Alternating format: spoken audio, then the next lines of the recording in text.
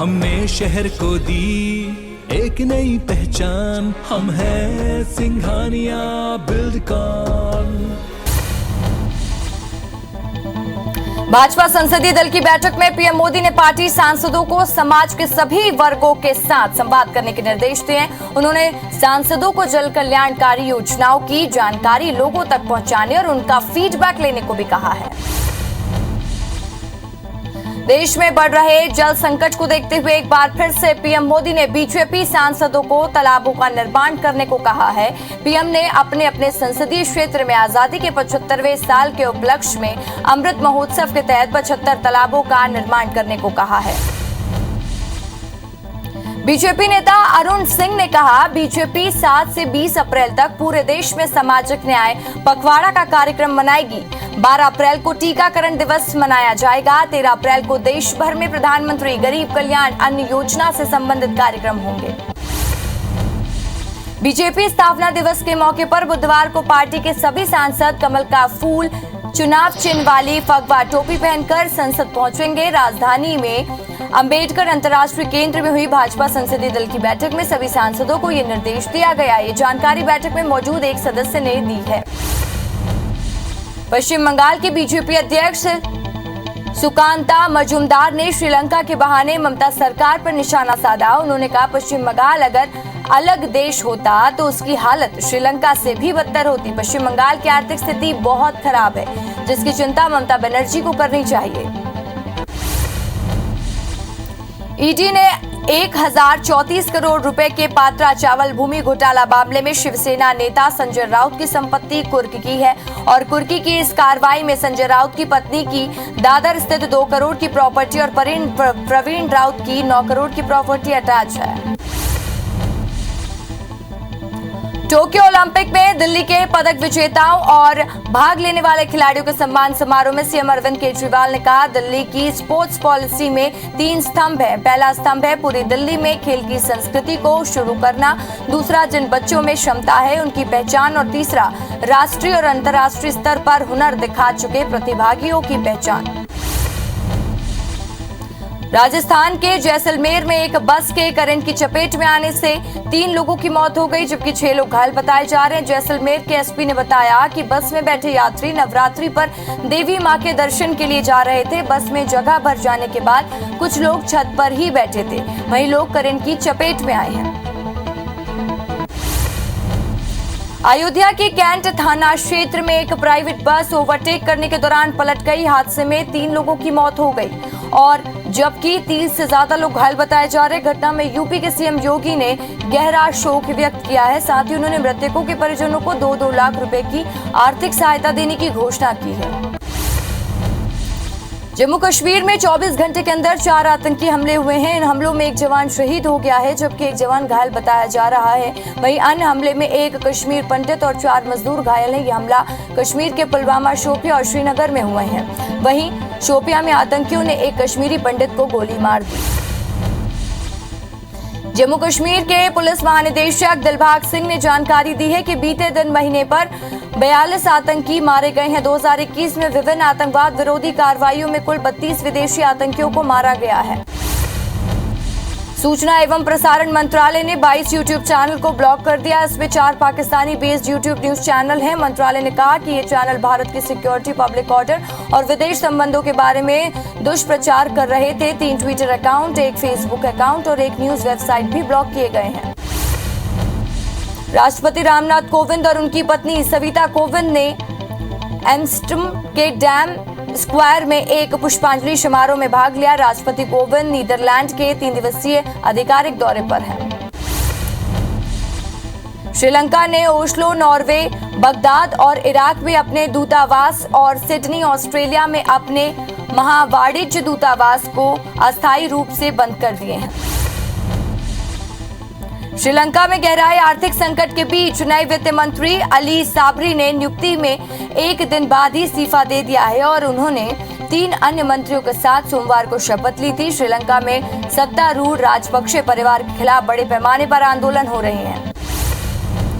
श्रीलंका में अब दावा भी वहीं भारी कमी होने लगी और इसके बाद देश में सार्वजनिक स्वास्थ्य आपातकाल घोषित कर दिया गया। इसका मतलब है कि राज्य की स्वास्थ्य सुविधाएं अब केवल इमरजेंसी केस को प्राथमिकता देंगी। देश में हालात ऐसे हो रहे हैं तो दवाओं की कमी बहुत गंभीर स्थिति में पहुंच जाएगी। इंडोनेशिया के पूर्वी प्रांत उत्तरी मालुक में भूकंप के तेज झटके महसूस किए गए। रिएक्टर स्केल पे भूकंप की तीव्रता 6.0 दर्ज की गई। फिलहाल इस भूकंप में किसी के हताहत होने की कोई खबर नहीं मिली है। फरवरी में इंडोनेशिया के सुमात्रा में 6.1 तीव्रता का भूकंप आया था। इसमें 10 की मौत भी हुई थी। राज्यसभा में केंद्रीय स्वास्थ्य और परिवार कल्याण राज्य मंत्री भारती प्रवीण पवार ने वैक्सीनेशन को लेकर जानकारी दी। उन्होंने कहा, भारत में अब तक 97% पात्र आबादी को कोविड वैक्सीन की पहली डोज और 85% को दूसरी डोज लगाई जा चुकी है। बिहार के शराबबंदी कानून को चुनौती देने वाली याचिका पर सुप्रीम कोर्ट ने सुनवाई 18 अप्रैल तक टाल दी। बिहार सरकार की तरफ से वरिष्ठ वकील रंजीत कुमार ने कोर्ट को बताया कि 1 अप्रैल को राज्य सरकार ने कानून में कई बदलाव किए हैं। खैरागढ़ उपचुनाव में प्रचार के लिए सीएम शिवराज सिंह चौहान का दौरा तय हो गया है। सीएम शिवराज सिंह चौहान 8 अप्रैल को खैरागढ़ में चुनावी दौरे पे रहेंगे। वे खैरागढ़ विधानसभा में 2 चुनावी सभाएं करेंगे। सालेवारा और गंडई में सीएम शिवराज सिंह चौहान संबोधित करेंगे। कांकेर के आत्मानंद इंग्लिश मीडियम स्कूल में सरस्वती साइकिल योजना के तहत बालिकाओं को साइकिल वितरित की गई। कार्यक्रम में कांकेर विधायक, कलेक्टर समेत अन्य अधिकारी मौजूद रहे। योजना के तहत 53 छात्रों को साइकिल वितरित की गई है। वहीं पूरे जिले में 10,000 से ज्यादा साइकिल बांटा जा रहा है।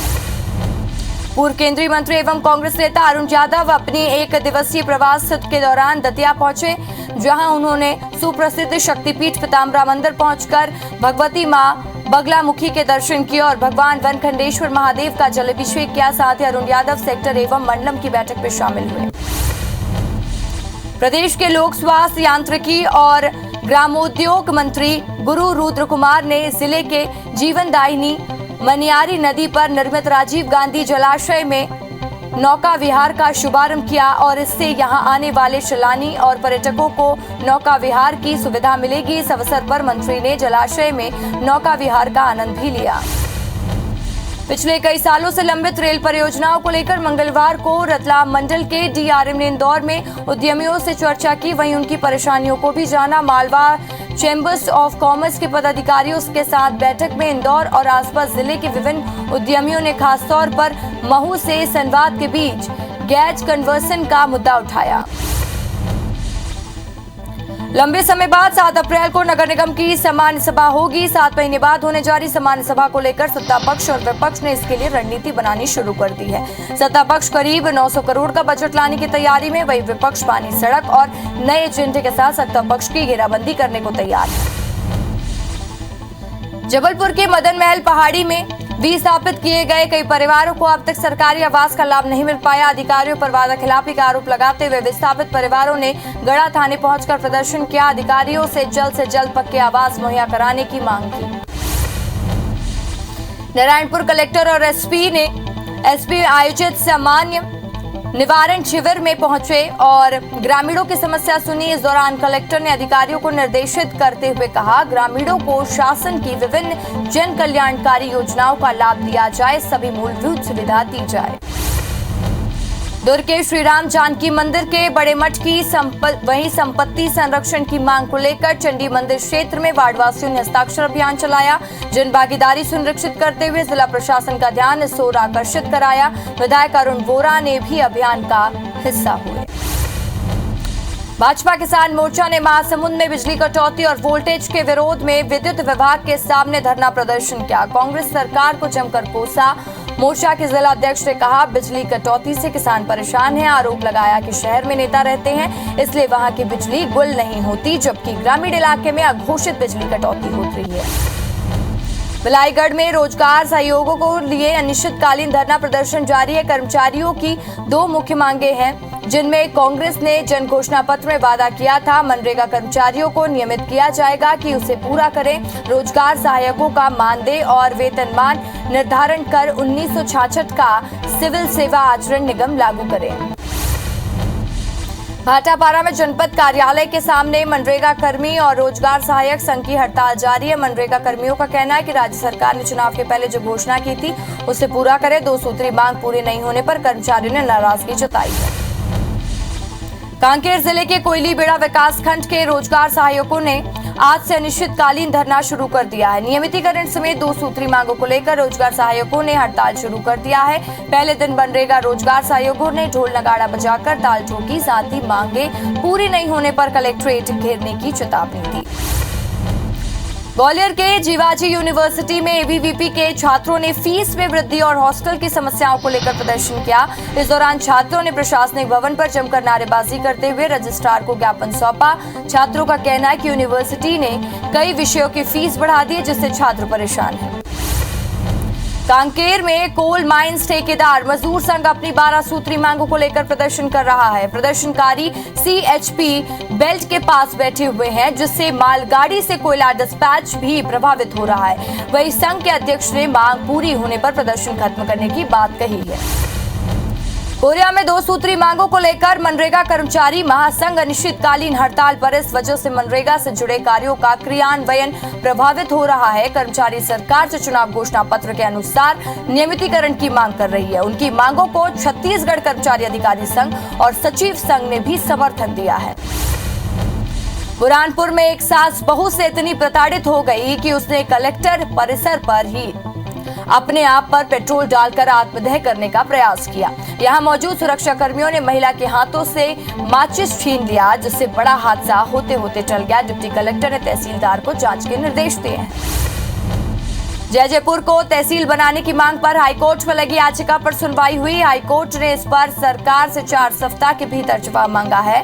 विधायक केशव प्रसाद चंद्रा ने सभी दस्तावेज पूरा होने के बावजूद जयजयपुर को तहसील नहीं बनाने को लेकर याचिका दायर की थी। शहडोल उप पंजीयक कार्यालय में ईओडब्ल्यू की टीम ने दबिश दी। दरअसल ईओडब्ल्यू को शिकायत मिली थी कि रजिस्ट्रार जय सिंह शखरवार की ओर से रजिस्ट्री की कॉपी प्रदाय करने के नाम पर 1 लाख की रिश्वत मांगी थी, जिस पर रीवा की आर्थिक अपराध प्रकोष्ठ ने छापा मारा। ईओडब्ल्यू ने ग्वालियर में आय से अधिक संपत्ति के मामले में सहायक शिक्षक पर कार्रवाई की है। साल 2006 से सहायक शिक्षक की नौकरी कर रहे प्रशांत परमार के 12 से ज्यादा ठिकानों पर छापेमार कार्रवाई में चौंकाने वाले खुलासे हुए। उसके पास 27 कॉलेज, 4 जब्त दफ्तर और 2 मकान, जमीन, बैंक अकाउंट और लॉकर्स के दस्तावेज मिले हैं। वह 27 कॉलेजों का मालिक है। सतना में शातिर तस्कर के आशियाने पर मामा का बुलडोजर चला। शराब माफिया विपिन जायसवाल के घर को ध्वस्त कर दिया गया। विपिन और उसके 2 मादक पदार्थ की तस्करी के साथ शातिर अपराधी हैं और फरार विपिन पर 24 केस, उसके एक भाई पर 18 और एक पर 7 मामले हैं। आगर से कानड़ थाना क्षेत्र में ग्राम भयाना में हुई भंवर सिंह राजपूत की हत्या के मामले में पुलिस ने आरोपी को गिरफ्तार कर लिया। इसकी जानकारी एसपी राकेश कुमार ने प्रेस वार्ता कर दी है। एसपी ने प्रेस वार्ता में बताया कि मृतक के साथ आरोपी के पिता के साथ पुराना विवाद चल रहा था, जिसके बाद आरोपी ने घटना को अंजाम दिया। जगदलपुर के संजय गांधी वार्ड में प्रधानमंत्री आवास दिलाने के नाम पर लोगों से पैसे लेने के आरोपी पार्षद कोमल सोना को गिरफ्तार कर जेल भेज दिया गया है। मामले में बीजेपी ने धरना देकर विरोध दर्ज कराया था, जिसके बाद आरोपी पर एफआईआर दर्ज की गई थी। मामले में जमकर सियासत भी हुई। जांजगीर चांपा की अकलतरा पुलिस ने दुष्कर्म के आरोपी शिक्षक को गिरफ्तार किया है। पीड़िता के मुताबिक उनका पति किसी पारिवारिक कार्यक्रम से बाहर गया था, तभी उनके जेठ ने अकेला पाकर रेप की घटना को अंजाम दिया। वहीं पीड़ित की शिकायत पर पुलिस ने आरोपी जेठ को गिरफ्तार कर जेल भेज दिया है। कबीरधाम जिले के पांडा तरई थाना इलाके में दहेज के लिए नवविवाहिता से मारपीट करने वाले आरोपी पति को पुलिस ने गिरफ्तार कर लिया है। आरोपी की शादी 9 महीने पहले हुई थी, जो कि दहेज में कार नहीं मिलने से नाराज था और इसी कारण से आए दिन अपनी पत्नी से मारपीट करता था। जांजगीर चांपा के जरप गांव के शासकीय प्राथमिक शाला के शिक्षक राघवेंद्र तिवारी के खिलाफ छात्रों ने छेड़छाड़ का आरोप लगाया है। पुलिस ने जुर्म दर्ज कर आरोपी को हिरासत में लिया है। शिक्षक के खिलाफ जब छात्राओं ने मोर्चा खोला तो मौके पर संयुक्त कलेक्टर और सख्ती एसडीएम पहुंची, जहां छात्राओं से शिक्षक की करतूत को बताया। बलरामपुर जिले में इन दिनों उत्तर प्रदेश में आया एक बड़ा ठग गिरोह घूम रहा है, लोगों को अपना निशाना बना रहा है। इन्हीं ठग गिरोह के 2 सदस्यों को शंकरगढ़ पुलिस ने गिरफ्तार किया, जो लोगों को कपड़े बेचकर और उसमें कूपन का लालच देकर ठगी कर रहे थे। आरोपी अर्जुन कुमार और मिथुन कासोदिया उत्तर प्रदेश के कानपुर के रहने वाले हैं।